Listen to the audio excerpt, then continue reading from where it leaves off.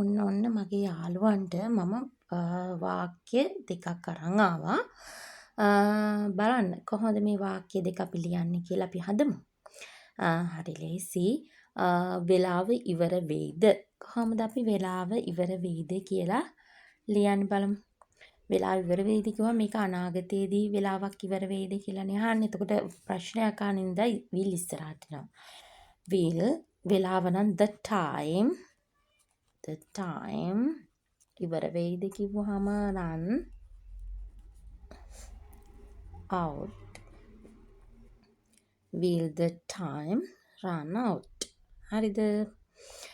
second එකෙන් මොකක්ද අහන්නේ? ගෑස් ඉවර වෙලා තියෙන්නේ. කොහොමද කියන්නේ? gas නම් the gas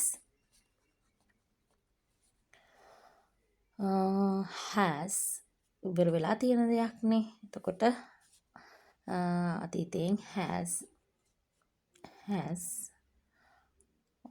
කොහොමද?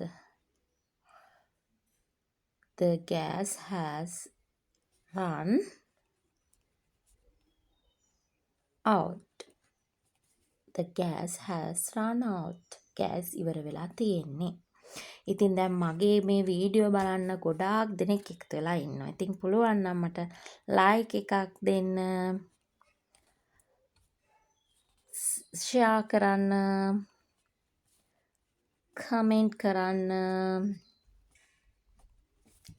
channel එක subscribe කරලා තියාගන්න.